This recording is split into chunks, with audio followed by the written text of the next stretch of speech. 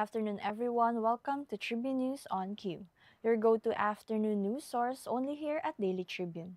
We're live on Daily Tribune's Facebook page, Tribune now on YouTube, and at Daily Tribune Official on TikTok.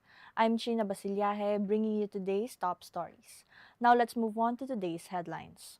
DOST Pag-asa reports that severe tropical storm Paulo, internationally named Matmo, has intensified into a typhoon while inside the Philippine area of responsibility. Tropical cyclone warning signal number 4 is now raised in parts of northern Luzon and Aurora, with authorities warning of heavy rain, flooding, landslide, and storm surge up to 3 meters. Paulo is expected to remain within the Philippine area of responsibility until Saturday. Residents are urged to stay alert, heed evacuation advisories, and monitor Pag-asa bulletins. The Department of Public Works and Highways has revoked the licenses of 9 firms owned by the Discaya family over irregularities in more than 1,000 projects worth nearly 78 billion pesos. DPWH Secretary Vince Dizon said the companies face possible penalties of 300 billion pesos. The agency is also pursuing 89 million pesos in surety bonds from insurers. The crackdown on ghost projects has already led to several cases being referred to the Philippine Competition Commission. Vice President Sara Duterte's no-show at the House plenary debates has sparked fresh criticisms and calls for another budget cut to her office. Duterte set conditions for her attendance, including President Marcos joining his budget deliberations and proof that lookout orders against her staff were lifted. Lawmakers led by Representative Laila De Lima slammed her disrespect to Congress, vowing to seek cuts to the OVP's proposed 902.89 million pesos allocation. The House has since terminated interpellations.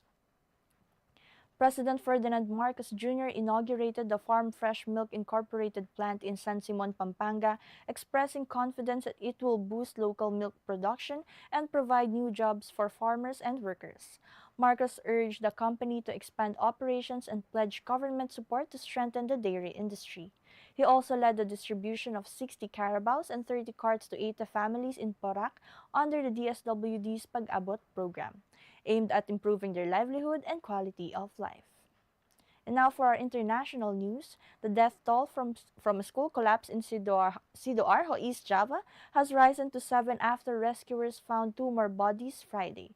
The multi-story boarding school caved in Monday as students prepared for afternoon prayers, leaving dozens trapped. Officials earlier reported 59 missing, with families anxiously waiting at the site. Authorities suspect substandard construction caused the collapse. Heavy equipment is now being used to speed up recovery efforts after the crucial 72-hour rescue window passed. And motorists should brace for mixed pump price movements next week.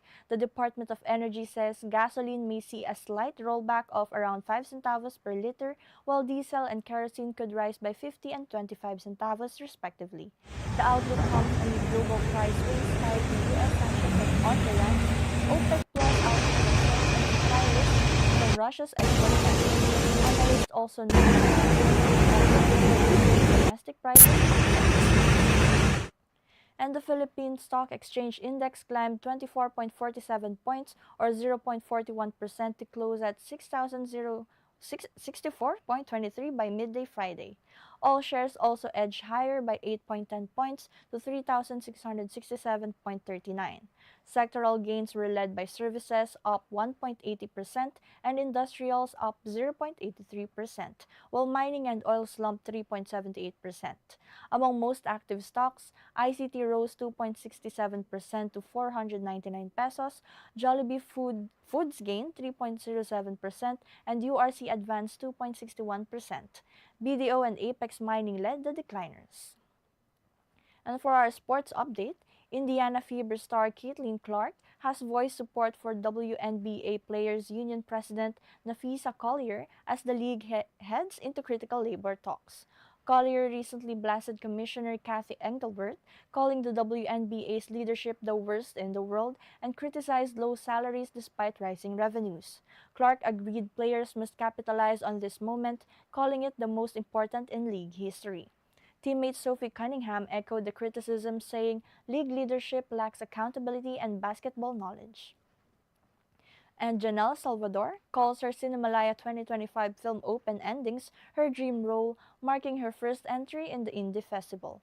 The movie tells the story of four women, one each other's exes, who build an unlikely friendship.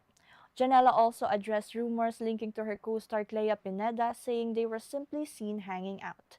Beyond the speculation, she emphasized her happiness and growth, both in career and personal life. The film also stars Jasmine Curtis Smith and Liane Mamonong. And Katribo, did you know on this day in 1932, Iraq formally gained independence from British rule and became a member of the League of Nations. The milestone marked Iraq's sovereignty on the world stage, ending years of British mandate control after World War I, a pivotal chapter in Middle Eastern history. And viral now on social media, the video uploaded by Jan Kyle Corpus has racked up 2.1 million views and over 100,000 likes. The clip left netizens laughing as it hilariously portrays a point of view where God instantly answers prayers. Curious Katribu? Let's watch this. Yes po Lord. Tsaka po, prayer ko po, kung hindi po para sa akin tong trabaho na to, tanggapin Sige. niyo na. Tatanggalin na kita. Wala pa. Hindi, sabi mo eh. Wala pa. Hindi pa nga ako tapos magsalita. Kahit na. Oo, wala pa yun. Hindi, Tanggalin pa lang siya sabi ko. hindi. Wala pa ako. Hindi pa ako nag-aiming. Kahit na, sabi mo, tanggalin kita eh. Wala pa. Mag-aiming muna ako. Lord, Hindi, nasabi mo na eh. Ulit, isa pa. That's all for now. Join us again at 4:30 for more updates. Once again, I'm Chynna Basillaje, and this has been Tribune News on Q.